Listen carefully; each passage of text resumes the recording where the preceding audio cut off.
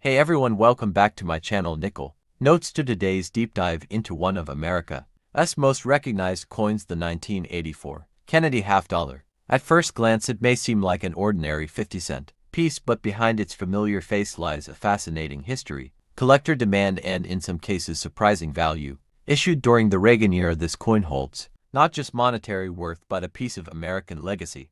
To understand the value of the 1984 half dollar, it's essential to appreciate the story of the Kennedy half dollar itself. First minted in 1964, shortly after the tragic assassination of President John F. Kennedy, this coin became a symbol of national unity and respect. Unlike other half dollars, which gradually faded from everyday use, the Kennedy design kept the denomination alive in circulation and in collector sets. The 1984 version was part of the standard series, struck in copper nickel clad, but certain rare features can elevate its value significantly. The 1984 half dollar was struck at the primary U.S. Mint's Philadelphia no mint mark and Denver marked with a D on the obverse. Under Kennedy's neck there were no San Francisco circulation strikes, though proofs were made at the San Francisco Mint. The mintage numbers were robust, over 26 million from Philadelphia and over 26 million from Denver. While not rare by total mintage, scarcity comes from condition, strike quality, and error varieties, which we'll explore further.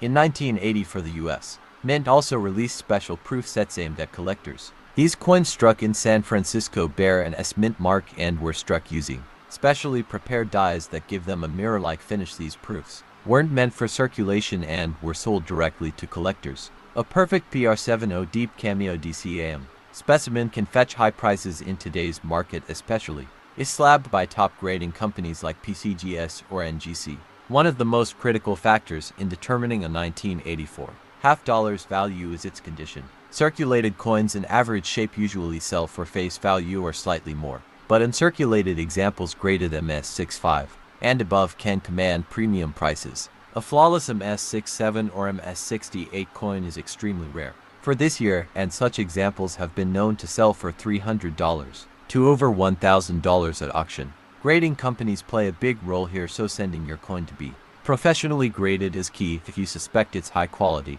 Now for the exciting part: errors and varieties. The 1984 Kennedy half dollar has a few known error types that are worth watching for. Look out for double dies, especially on the obverse lettering, off-center strikes, broad strikes, or coins missing a clad layer. These mint errors dramatically increase a coin's value. For instance, a double die obverse in high grade can fetch hundreds of dollars, while a missing clad layer coin sold for over $700 at auction.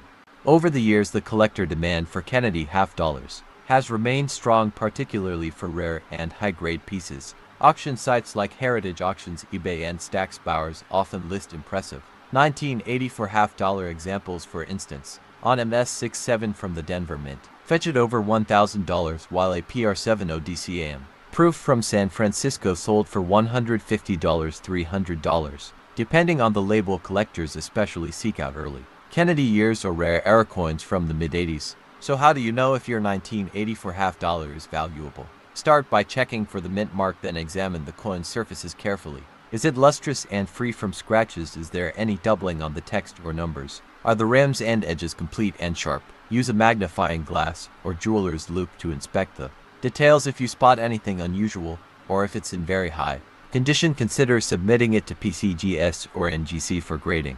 If you discover you have a valuable 1984 half dollar, the next question is, what should you do with it? First, get it appraised or graded. If the condition is exceptional, then decide whether to keep it as a long-term investment or sell it while the market is hot. Sites like eBay, Etsy, or local coin shows are good places to sell, but be sure to understand fees and market trends. Coin collecting isn't just about profit, it's about passion, history, and discovery. Thanks for sticking with us on this deep dive into the 1984 Kennedy half dollar.